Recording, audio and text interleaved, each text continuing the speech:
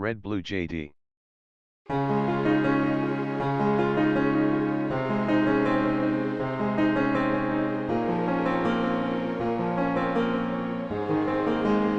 Mu buzima bwacu hari ibikorwa dukora, hari amagambo tuvuga cyangwa se nanone ibintu dutekereza, ariko kandi akenshi bikaba bikunze kuba imbogamizi y'iterambere ry'ubuzima bwacu.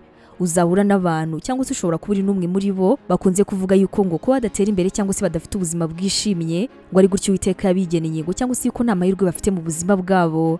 Nyamara ariko kuvuga ibi ngibi akenshi tuba twirengagije byinshi cyane, tukanirengagiza yuko ku rugero runini cyane ibintu byinshi byiza biba mu buzima bwacu natwe ubwacu tuba twabigizemo uruhare. Uyu munsi muri kino kiganiro tugiye kurebera hamwe ibintu bigera kuri 15 ari ibintu ugomba kugendera kure mu gihe cyose ushaka kugera ku nzozi zawe ndetse no gutera imbere. Bino bintu bizirikane kandi ubyiteho rwose uko ubashije, kubera yuko ari imwe mu bintu bizatuma ubuzima buringaniye, utanga umusaruro kandi burimo ibyishimo.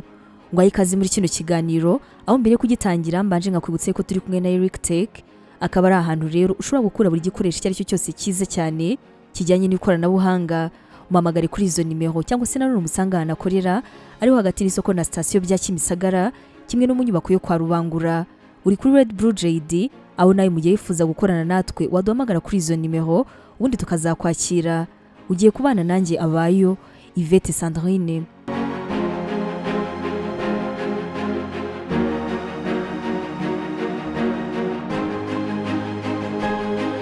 Mbere gutangira bino 15 nk'uko ikinyamakuru Psychology Today cyabitangaje, uzabigerageze mu minsi 100 utarahagarara na rimwe, kandi rwose uzabona yuko ubuzima bwawe bwagaragayemo impinduka zikomeye. Icyambere, rekeraho ngaho inzitwazo.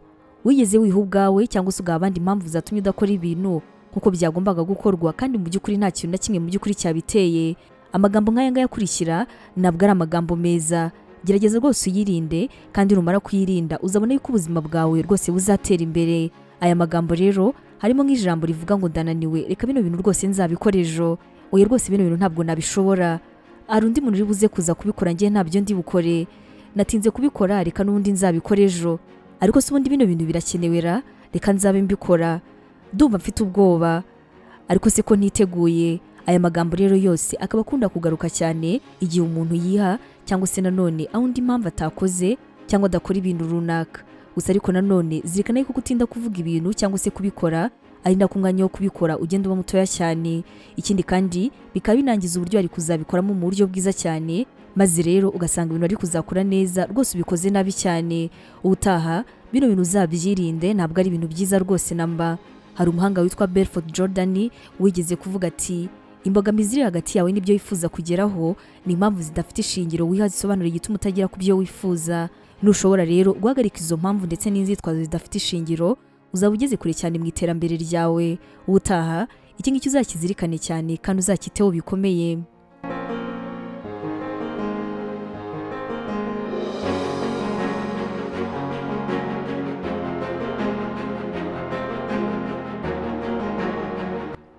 Ikintu cya kabiri ugomba rwose kwirinda cyane mu buzima bwawe, ugomba guhagarika gukorera ibintu icyarimwe. Ni kenshi umuntu yibwira ko gufatanya imirimo byihutisha akazi kurenza gukora kimwe hanyuma cyarangira ukabona gutangira ikindi. Nyamara ariko ibi ngibi rwose nta namwe bihuriye n'ukuri. Hari ubushakashatsi bwagaragaje ko abantu 2% bonyine ari bo bashobora gukora ibintu icyarimwe kandi bakabasha kubikora neza. Nta kintu na kimwe cyemeza yuko rero nawe ushobora kubura umwe muri abo bantu 2.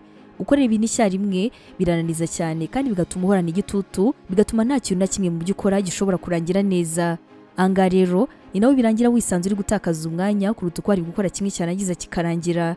Ubutaha n'ufite gahunda nyinshi cyane kandi zose wifuza kuzirangiza, byaba byiza cyane ubanje ugakora imwe hanyuma wayirangiza ugakurikizaho iyindi. Ikintu cya gatatu cyangiza ubuzima bwawe ugomba guhagarika none ahangaha ni uguhagarika kwemera buri kintu cyose mu buzima. Ubigenza gute iyo inshuti yawe gutumiye mu isabukuru kandi wari ufite n'umukoro wo gukora cyangwa se ikindi kintu cyihutirwa wagombaga gukora? Kuvuga ijambo oya kubera ko utari buze kuboneka birakugora. Iri jambo ryo kuvuga oya rishobora rwose kuba ari ijambo rikomeye. Ku rundi ruhande ariko ni ijambo ryiza cyane kubera yuko rituma umuntu afata umwanzuro kandi akaba bizi yuko ari ugenga ubuzima bwe ndetse na gahunda zawe, rwose ukaba bizi yuko ari umugenga wazo.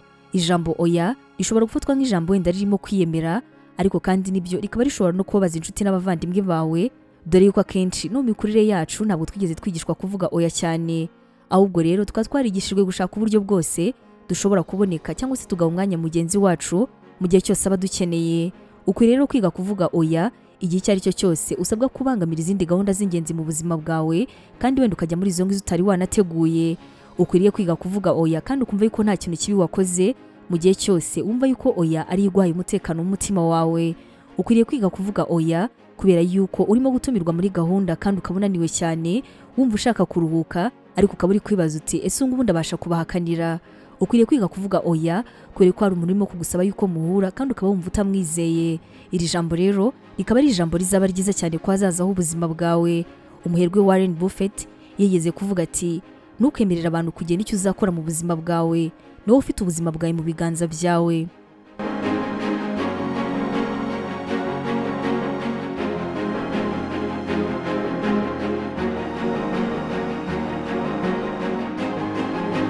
Ikintu cya kane ugomba kuzirikana niba uri umuntu wifuza guhindura ubuzima bwawe kandi bukaba bwiza cyane, rekera aho ngaho kwiyumvisha yuko udashoboye.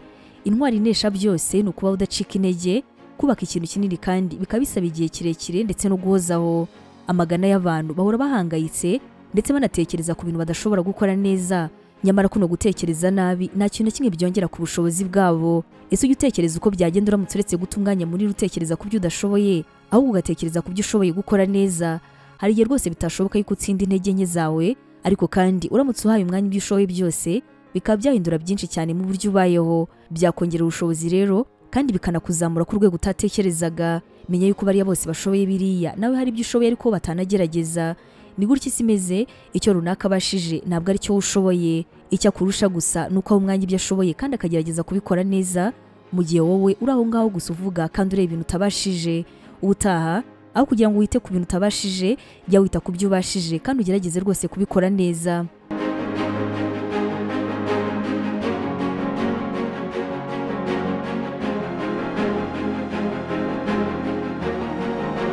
Ikintu cya gatanu ugomba kuzirikana, hagarika gushaka kuba intungane.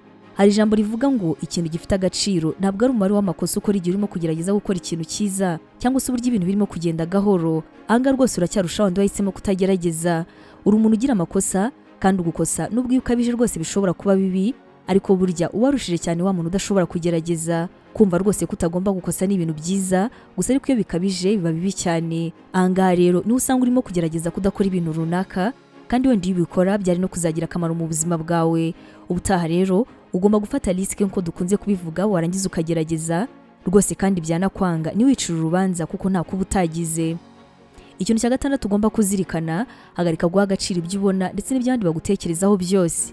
Buri muntu wese muri kamere ye gushaka gukundwa ndetse no kwemerwa n'abandi ni ibintu rwose tugira.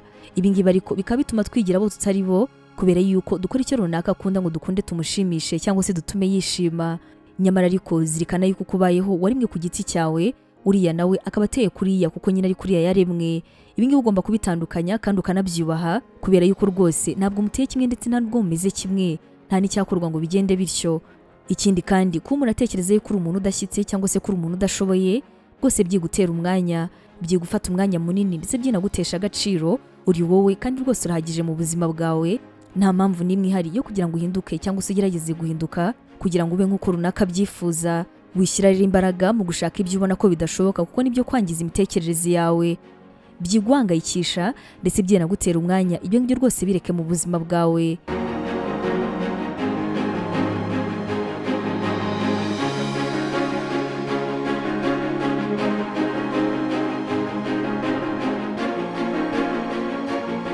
Ikintu cya karindwi ukwiriye kugerageza muri no minsi, wikwemera kutagira icyo ukora kandi nyamara ushoboye. Theodore Roosevelt wigeze kuba perezida wa Leta Zunze Ubumwe za Amerika yigeze kuvuga ati gutsindwa birababaza ariko kunanirwa kugerageza gutsinda nibyo bibabaza cyane kurenza. Ubushakashatsi bwakozwe bwerekanye yuko mu buzima iyo dusubije amaso inyuma twicuza ku byemezo tutafashe kurenza kwicuza ku byemezo tutigeze tugerageza. Gerageza rero ikintu wumva yuko gishobora kukubyarira inyungu, ikintu wumva yuko ari cyiza cyane ku buzima bwawe, aho kugira ngo wicare urebere gusa utazi icyo wifuza kugeraho. Rwose bigerageze. Uko ugerageza ibintu binyuranye nabwo uzabura ikiguhira, kandi koko nubwo cyabura ntuzigore kuko niko ubuzima buba buteye. Ikindi kandi nabwo anga rwose kizabura burundu, ahubwo gishobora kuzatinda ukanacika intege birumvikana, ariko kandi mu myaka iri imbere ubwo uzaba umaze kugera kure nibwo uzasubiza amaso inyuma hanyuma uvuga uti koko ibi ngibi narabigerageje.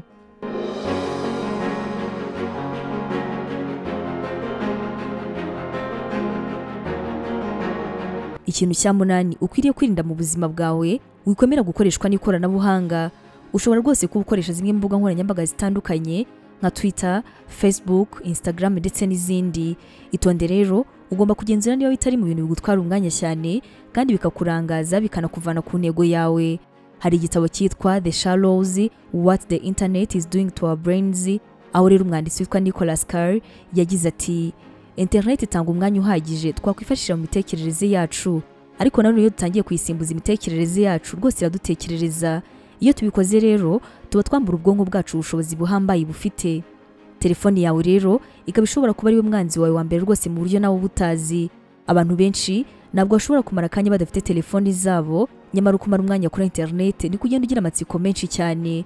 Iyo ubashije kuzimya cyangwa se gushyira telefoni yawe ku ruhande, ubundi ukibanda ku mishinga yawe, nibwo ubona umusaruro wabyo.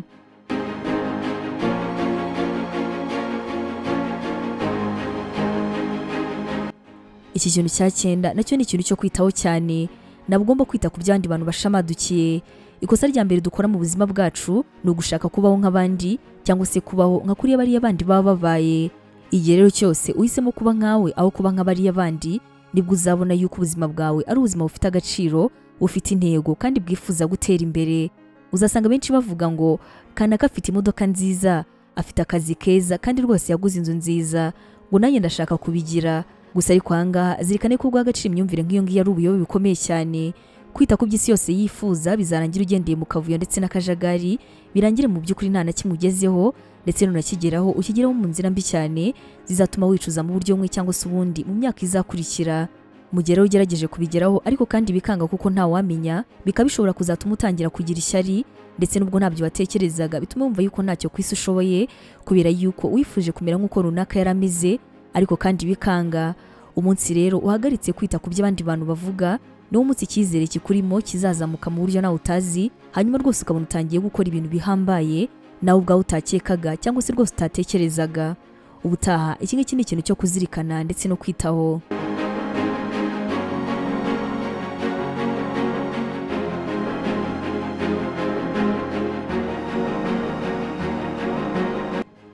Ikintu cya 10, baho wemera impinduka mu buzima bwawe. Mu buzima bwawe rwose birumvikana ugomba kugira uko uteye, ukanagira amahame ngenderwaho ndetse n'uburyo ubuzima bwawe ku murongo bugomba kugenda. Impamvu nuko iyo umuntu adafite amahame ngenderwaho, ameze nk'inzu yubatse ku musenyi kubera ko imvura iguye cyangwa se ikindi kintu cyacyo cyose kije gihita cyitwara. Gusa ariko nanone bitewe n'abantu muri kumwe cyangwa se nanone igihe runaka, ugomba kumenya yuko ari ngombwa cyane guhinduka, nubwo bitagusaba guhinduka mu mutima wawe, ariko kandi ukabasha kubana n'abandi. Zirikana yuko umuntu mwabanye ubushize atari we muzakorana. Uwo muzakorana ntabwo ari we mwiganye, uwo mwiganye ntabwo ari we muvukana. Abantu bose rero ntabwo bishoboka yuko bazagira imico isa, rwose ntabwo bizakunda. Menya yuko ntaho wagera mu buzima mu gihe utemera impinduka mu buzima bwawe. Menya yuko ahubwo niba uri umuntu udakunze kwemera guhinduka, uzasanga wowe ushwana nawe mukorana, ndetse rimwe na rimwe usange ntiwumvikana n'abagukoresha kubera imico ndetse n'imiterere yawe itari myiza. Intwaro y'ubuzima rero ni uguhora wemera guhinduka mu buzima, kandi ukabikora wabanje gutekereza cyane. Ibi ngibi rero ni ibintu rwose bizakugirira umumaro cyane. Iki kintu kindi nacyo ni ikintu ugomba kwitaho cyane. Hagarika guta umwanya ku bintu udashobora guhindura. Benshi dukunze guta umwanya twakabaye dukoresha ibintu bizima, tuvuga ngo iyo biza kugenda uko nguko byari kuba ari byiza cyane, ngo cyangwa kuno bimeze niko byari kuba bimeze neza.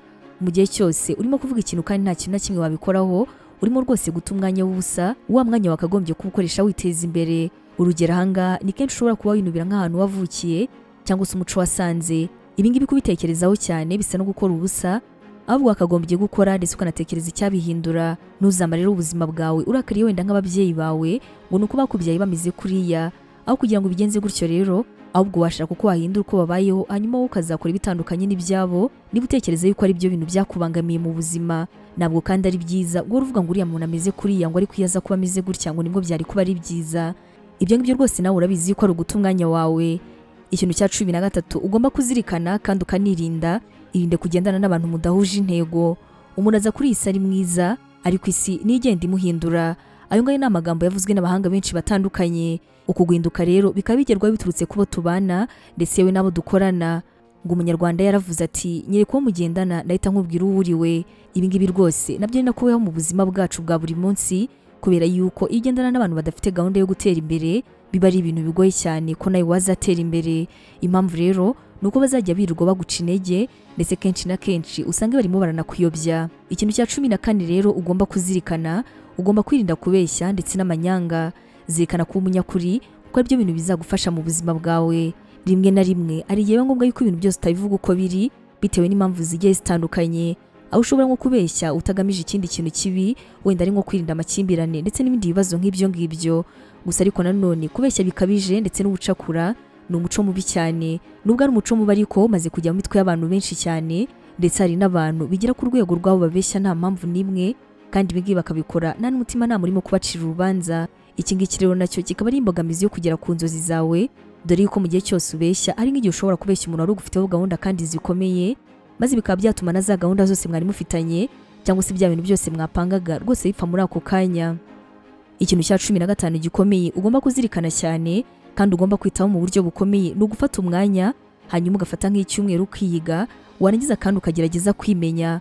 Kubera kurerwa n'abantu batandukanye, kubera kugira inshuti nyinshi duhura nazo, kubera kugira ababyeyi bafite imico itandukanye, dukunze kwisanga tubaho ubuzima bw'abandi bantu batureze cyangwa se abo twabanye nabo mu gihe nyamara twakagombye kubaho ubuzima bwacu bwite. Uburyo duhora twitwara muri sosiyete, rimwe tukaza turi aba bantu ubundi tukaza turi bariya, ni byiza cyane ko tubyigaho kubera yuko wasanga atari ku bwacu natwe tubyikoresha ahubwo twariganye bariya. Fata umwanya uhagije ndetse n'ibinagushobokera ufata urupapuro wandika uti: mu buzima bwanjye ubundi numva ndinde, nkunda kurya iki, ese nkunda kunywa iki, ni ikihe kintu nkunda gukora, ni iki kimbabaza mu buzima, ni ikihe kintu kinshimisha mu buzima bwanjye, ni ikihe kintu nziririza kandi nkacyanga urunuka ku buryo umuntu ukinyweye rwose biba birangiye, ese mfite inshuti nifuza, ni iki nkora ngo mbeho ubuzima bwiza. Hanyuma noneho gerageza bibaza iki kibazo cyanyu muti: inzozi zanjye ni izihe, ndimo ndakora iki ngo nzabashe kuzigeraho. Ibyo bibazo byose birashoboka ko udashobora kubisubiza nonaha, ariko ko ubuzima bwawe wagerageje kubaho wenyine buzagenda bukomeza, ni nako rwose uzagenda ubasha kubisobanukirwa. Ni kenshi tujya twibeshya yuko amahirwe azizana, ndetse abandi tukumva yuko icyo uzaba cyo rwose nta namwe kizajya. Nubwo bishobora gushoboka ariko amahirwe araharanirwa, kubera yuko nabwo waba utaragize igitekerezo cyo kujya mu murima ngo hanyuma wa murima nurangiza uzihinge ndetse yewe unitere. Byose byanze bikunze biza ko twagize icyo dukora. Ibingibi rero birajya gusa n'ibyagiye bitangazwa n'inzobere nyinshi, kubera yuko nabo batubwira yuko amahirwe cyangwa se imibereho yacu ari twebwe ubwacu tuyigena dushingiye ku bikorwa byacu ndetse n'ubuzima bwacu. Ingaruka rero zo kuba udafite intego nuko buri gihe uhora ureba hafi cyane, hanyuma wamara gusaza ugasanga nibwo utangiye kwicuza ibyo utakoze kera ugifite imbaraga, cyangwa se nanone kera ukiri umwana. Niba urimo kubishidikanyaho uzaganire n'umuntu mukuru, hanyuma narangiza kubwira uburyo yifuza yuko imyaka yakabaye isubira inyuma, agahindura ibintu byose atari yarakoze mu gihe yari afite ubushobozi. Mu buzima rero benshi tubamo duhura n'ibibazo byinshi cyane, harimo n'icyo kutamenya aho dushaka kugera, ndetse rimwe na rimwe twanahamenya rwose ntitumenye uko twahagera. Biranumvikana cyane kandi rwose bijya binabaho yuko ushobora kugerageza gushaka kugera ku ntego zawe ariko kandi rwose bikanga. Nabo ugomba gucika intege, gerageza kuko byanze bikunze nubwo bishobora kuzatinda, ariko kandi umunsi umwe bishobora kuzaza kandi rwose bikagenda neza cyane. Wakoze cyane gufata umwanya wawe ugakurikirana kino kiganiro. Reka twizere yuko izo nama 15 cyangwa se ibyo bintu 15 ugomba kuvana mu buzima bwawe kugira ngo bizagende neza, ugiye kubikurikiza muri no minsi 100 kugira ngo rwose ubuzima bwawe buzagende neza. Wari kumwe nanjye Abayo Yvette Sandrine.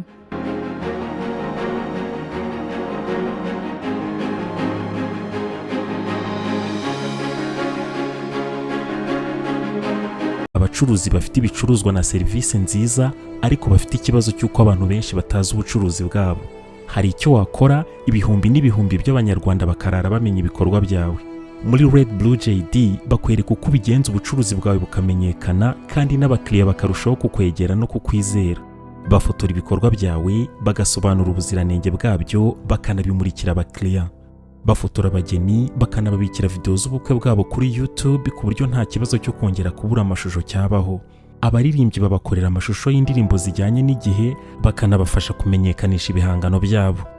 Abantu basobanutse bamaze kumenya ibyiza byo gukorana na Red Blue JD. Abakorera munsi y'isoko rya Kimisagara werekeza Nyabugogo. Wahamagara kuri 0788 36 53 55.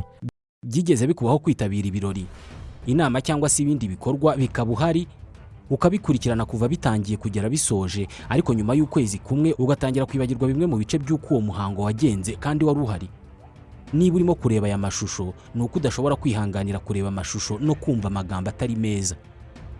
Turi miliyari 7 z'abantu kuri iyi si. Abarenga miliyari 4 muri twe dukoresha internet. Buri wese muri twe arihariye, ateye ukwe, afite ibyo akunda ku giti cye adahuje n'undi wari we wese.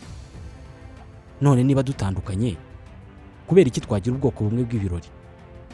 Kubera iki inkuru zacu abantu bazi barakimwe?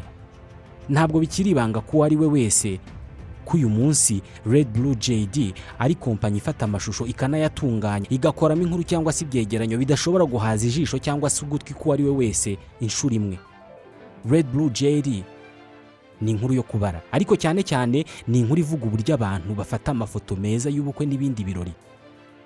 Inkuru y'uburyo babika amashusho y'ibirori n'ibindi bikorwa kuri internet, ubwo ukabubonye uburenganzira bwo gutunga amashusho yawe ubuzima bwose. Nta muntu nzi wakoze ibirori, inama n'ibindi bikorwa ngo areke gushimishwa no kongera kugira bya byishimo cyangwa se kwiyumva nk'uko yiyumvaga cya gihe. Ibi bikaba atagombye gusubiramo bya birori, ahubwo akabikesha amashusho n'amafoto yafashwe mu buryo bwiza. Umuntu wese uvuze ibirori bishingiye ku muryango no ku mibanire abavuze ubukwe. Uvuze ubukwe bwagenze neza abavuze amashusho n'amafoto yabwo yafashwe neza. Uvuze amashusho n'amafoto yafashwe neza mu bukwe, mu nama no mu bindi birori abavuze Red Blue JD. Red Blue JD ni indi nyito bakoresha iyo bashaka kuvuga filime mbarankuru zikozwe mu mashusho meza n'ubutumwa butava mu mutwe w'uwabwumvise.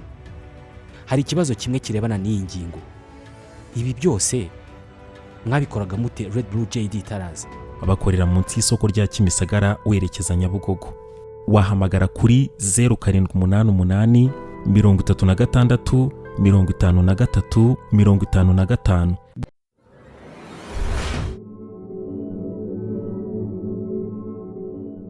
Red Blue JD.